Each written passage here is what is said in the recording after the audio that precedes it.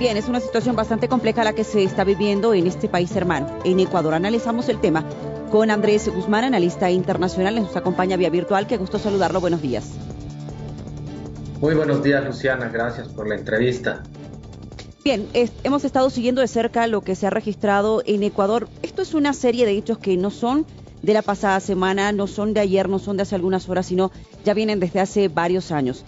Varios matices que hemos observado en Ecuador, por ejemplo, Andrés, si me permite algún recuento, lo sucedido en varias oportunidades en cárceles, recintos penitenciarios intervenidos, el asesinato de un candidato a la presidencia, lo sucedido con el Fito, el alias El Fito, ¿verdad? La fuga que ha desencadenado este sector de violencia en este país hermano. ¿Cómo lo analizamos?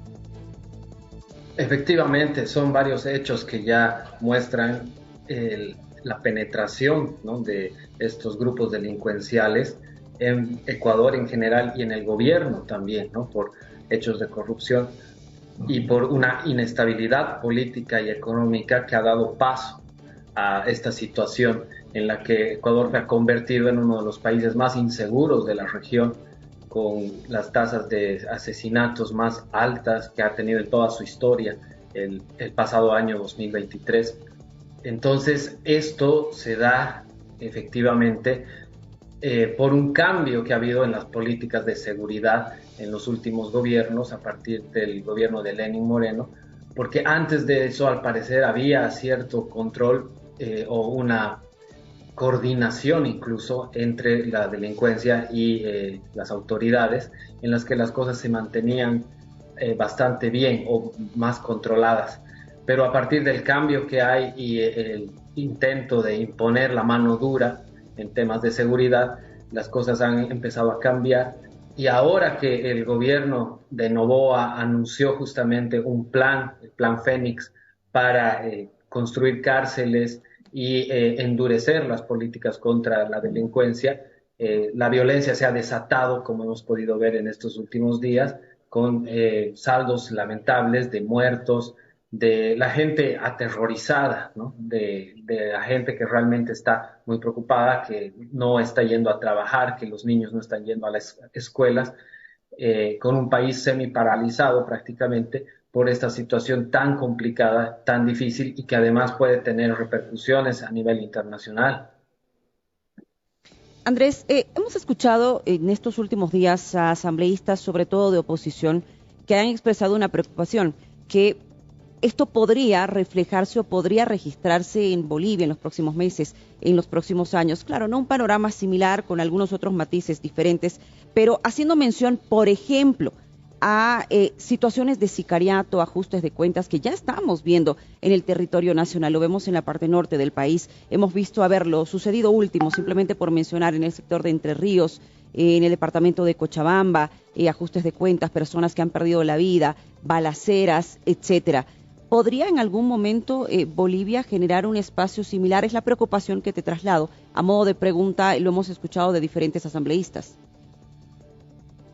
Sí, bueno, al parecer, cuanto más dura se hace la política de seguridad, cuanto más se persigue a la delincuencia, más reacción de este tipo existe, más violencia se genera, lamentablemente. La violencia atrae más violencia.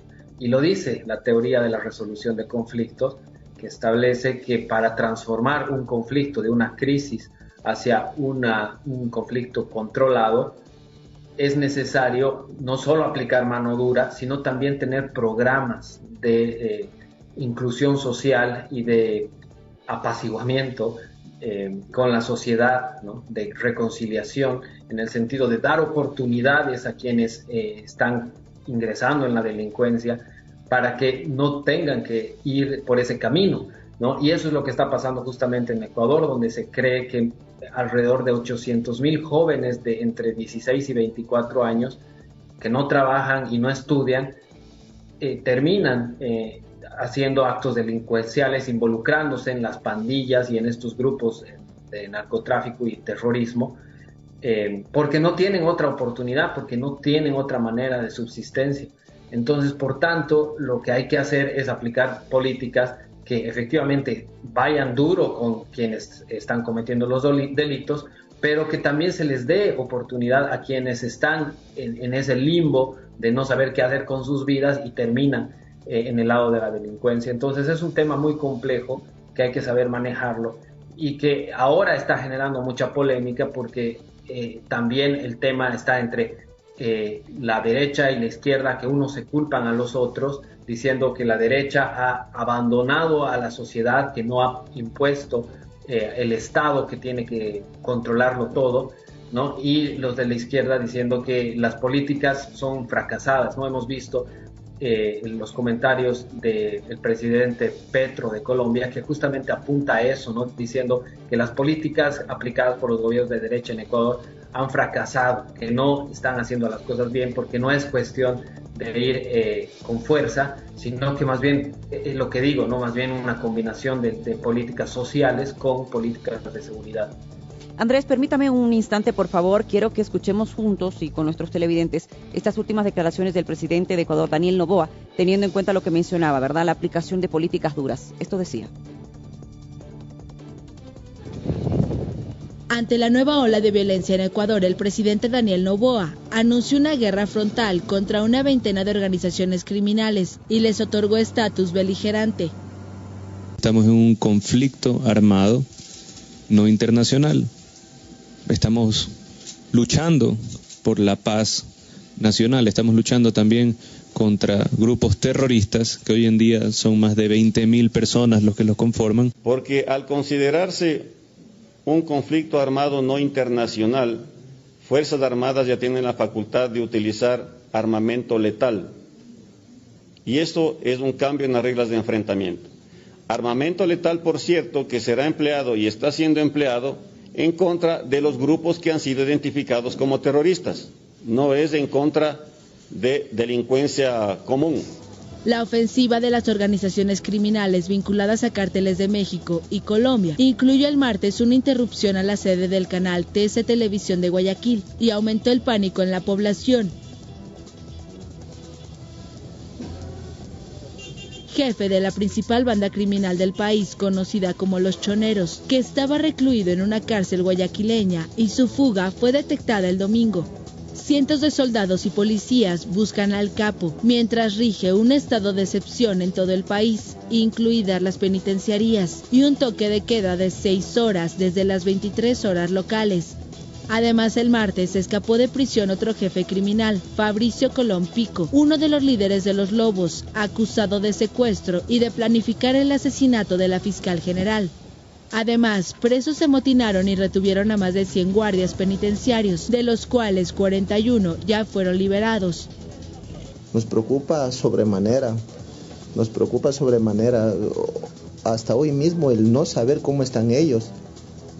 Nosotros sabemos lo que es estar dentro de un centro de privación de libertad en Motines. Ya son 3 días. Y me solidarizo también con las familias. Estamos en un estado de guerra. Estamos en un estado de guerra y no podemos ceder ante estos grupos terroristas. Las autoridades han detenido a 329 personas a las que califican como terroristas, abatieron a otros 5 y recapturaron a 28 presos, según informó el comandante de las Fuerzas Armadas, Jaime Vela. Ecuador fue durante muchos años un país a salvo del narco, pero en los últimos tiempos se ha transformado en un nuevo bastión del tráfico de droga, con bandas enfrentadas por el control del territorio, unidas en guerra contra el Estado. En 2023, Ecuador cerró con más de 7.800 homicidios y 220 toneladas de droga incautadas, nuevos récords en la nación de 17 millones de habitantes. Bien, lo escuchábamos, Andrés. Al considerarse un conflicto armado no internacional, las Fuerzas Armadas tendrán la facultad de utilizar armamento letal. ¿Son correctas estas políticas que se están asumiendo en Ecuador?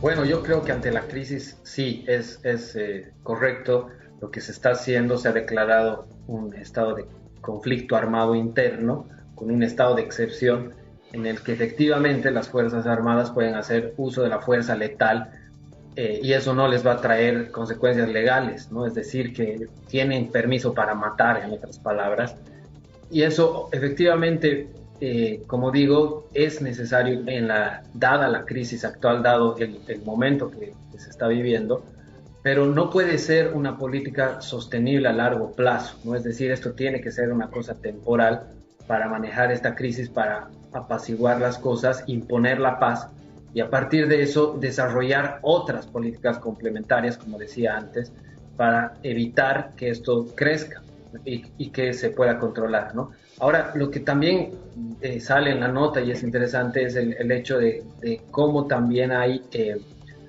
la influencia de otros grupos delincuenciales como los cárteles mexicanos que también están presentes, ¿no? Y al parecer también estarían presentes en otros países, también en Bolivia, con mucha influencia, con mucho poder, ¿no? Y eso es realmente preocupante porque son nuevas formas, nuevos actores internacionales irregulares que tienen un poder muy grande y que le están haciendo frente a los mismos gobiernos, ¿no?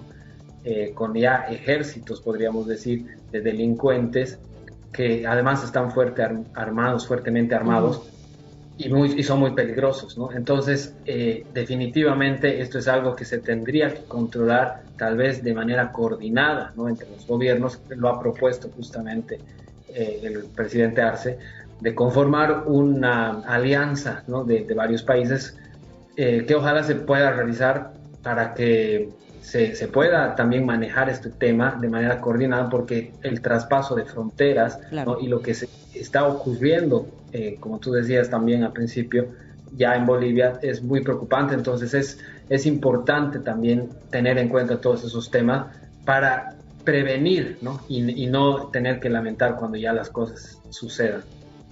Yo le agradezco muchísimo a Andrés Guzmán por habernos acompañado. Gracias, un gusto, Luciana, como siempre. Siempre bienvenido. Muchas gracias, analista internacional.